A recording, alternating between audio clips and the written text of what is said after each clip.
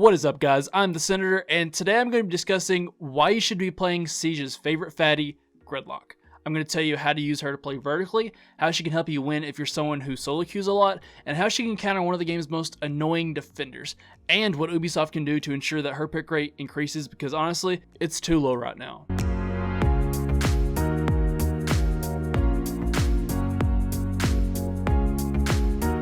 Okay, so other than maybe Mozzie, I think Gridlock was the best operator to come out of year 4, and to me, she's without a doubt the most underrated operator in this game.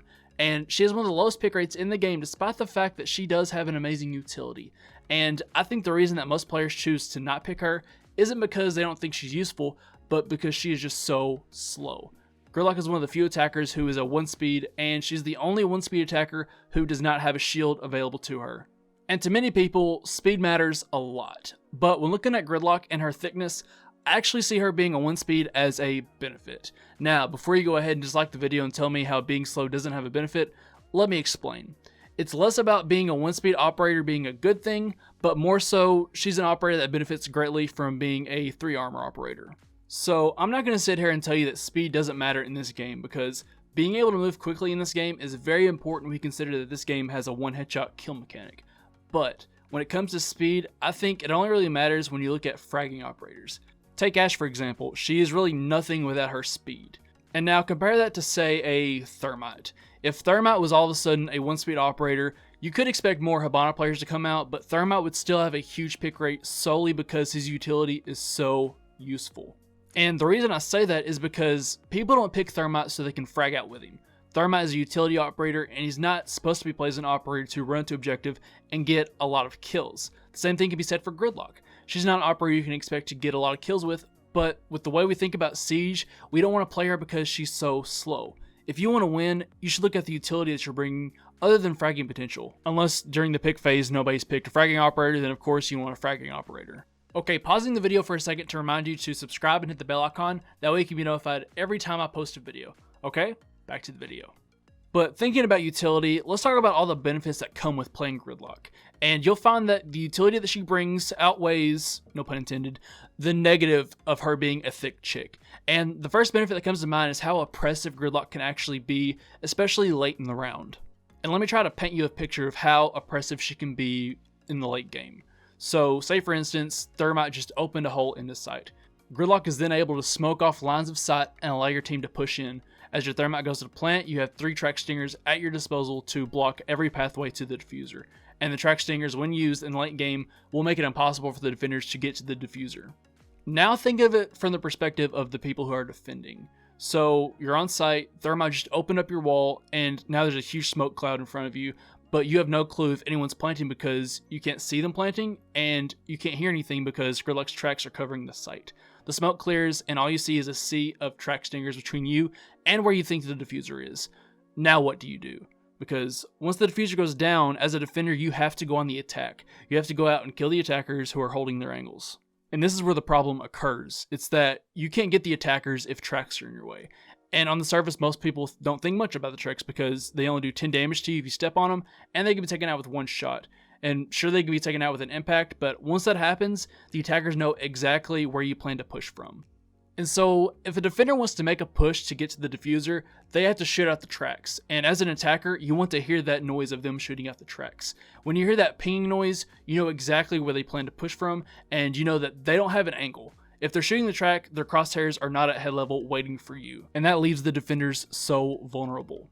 And if all else fails and the defenders are somehow able to take back control and kill the attackers, those tracks will delay them so much, especially if they don't have any impacts left. But when the match comes down to the wire and there are track stingers everywhere, in most cases they'll either run out of time trying to shoot out the tracks to make a path, or they will die because they think they can run across the tracks and defuse it in time. That is just so oppressive, but it gets worse for the defenders.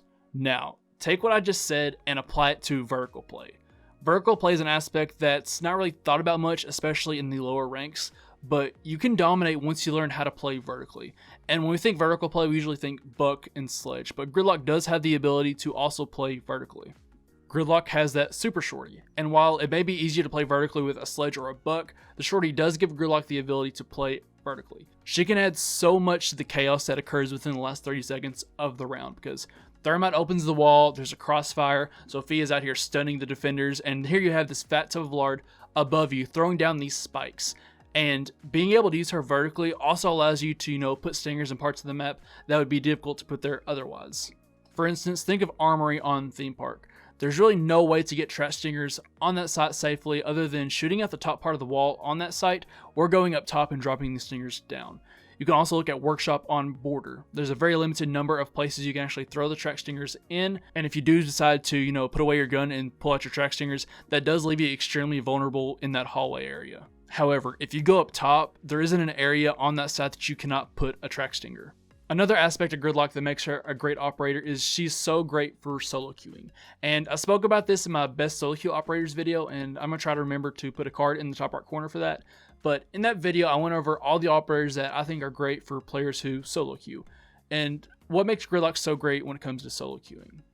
Well, whenever you solo queue, you cannot always rely on your teammates to watch your back, communicate, or even drone you out. Whenever I solo queue, I'm always nervous that I'm going to get flanked by a Caveira because I have no idea what's going on because my teammates won't talk to me. Gridlock's track stingers can do that, and while it's fair that Nomad is probably better at protecting the flank, the overall utility that comes with Gridlock makes her worth picking. And just overall, Gridlock gives me a peace of mind to know that no one's going to be able to sneak up on me. While hearing an air jab go off is a lot louder than, tracks being shot out, there's still some utility that comes from protecting the flank with Gridlock. For instance, look at Chalet. Gridlock with 2 track stingers can completely cover the entire blue corridor on the basement site.